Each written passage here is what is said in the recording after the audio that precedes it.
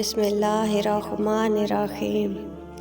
ایک صحابی آئے سعد الاسود اور کہا یا رسول اللہ میری شادی کروا دیں، میں بہت کالا بھی ہوں اور بدصورت بھی ہوں، تو مجھے اپنی لڑکی ہی کوئی نہیں دیتا۔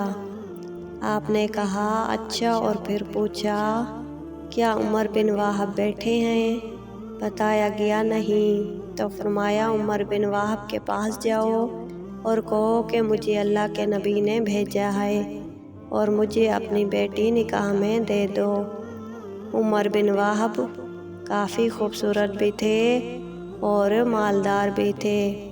یہ اٹھے اور جا کر ان کے دروازے پر دستک دی اور کہا اللہ کے رسول کا قاصد آیا ہے، باہر آؤ۔ باہر آئے تو دیکھا سعد الاسود تھے۔ پوچھا کس لیے آئے ہو؟ جواب دیا اللہ کے نبی نے مجھے آپ کے پاس بھیجا ہے کہ اپنی بیٹی میرے نکاح میں دے دو۔ عمر بن وہب نے کہا جا جا، تجھے دوں گا اپنی بیٹی، تم غریب کو دوں گا اپنی بیٹی۔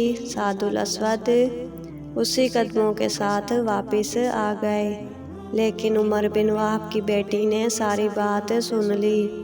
بیٹی نے عمر بن وہب سے کہا ابا جان، آپ نے میرے نبی کی بات کو ٹھکرایا ہے، جاؤ جا کر ہاں کر دو، کہیں ایسا نہ ہو کہ ہم تباہ و برباد ہو جائیں۔ آپ نے میری خاطر انکار کیا ہے نا کہ میری بیٹی گزارا کیسے کرے گی؟ آپ جا کر ہاں کر دیں، میرے نبی کا حکم ہے، میں گزارا کر لوں گی۔ عمر بن وہب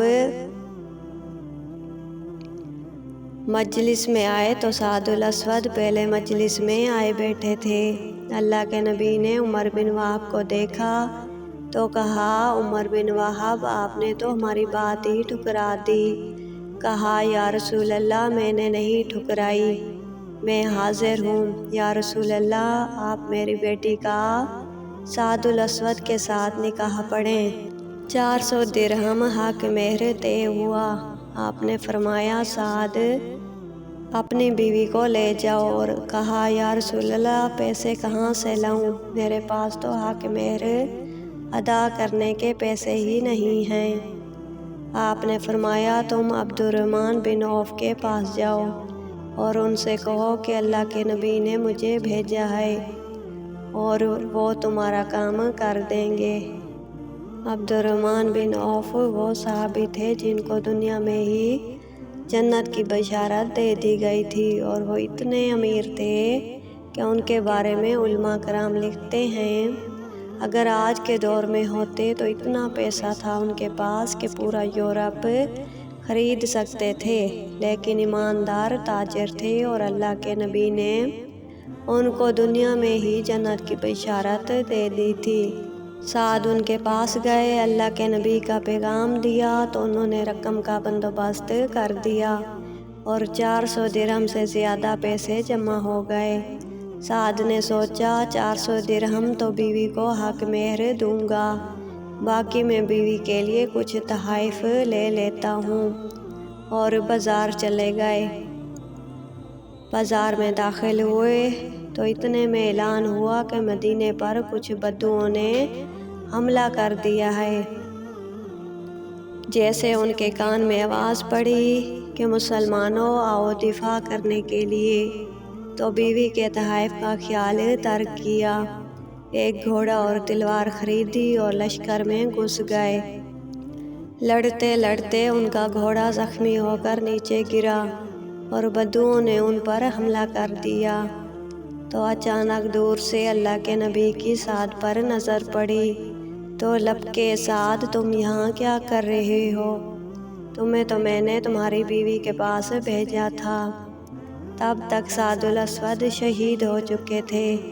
اللہ کے نبی سعد کی طرف لپکے، سعد کے سر کو اپنی جھولی مبارک میں رکھ لیا اور آپ کی آنکھوں سے آنسو نکل کے سعد کے چہرے پہ پڑ رہے تھے، اور اللہ کے نبی پیار سے کہنے لگے سعد تو کتنا پیارا ہے، تو کتنا خوبصورت ہے، تو کتنا خوشبودار ہے۔ پھر آپ مسکرائے اور فرمایا رب کعبہ کی قسم، سعد حوض کوثر پر پہنچ گیا ہے۔ ایک صحابی نے پوچھا یا رسول اللہ، ابھی آپ رو رہے تھے اور پھر آپ اچانک مسکرا پڑے، یہ سمجھ نہیں آیا۔ اللہ کے نبی نے فرمایا میں روز سعد کی جدائی میں رہا تھا اور مسکرایا اس لیے کہ مجھے سعد کے جنت میں عالی شان محلات نظر آئے۔ سبحان اللہ۔ ملتے ہیں اگلی ویڈیو میں، تب تک کے لیے اللہ حافظ۔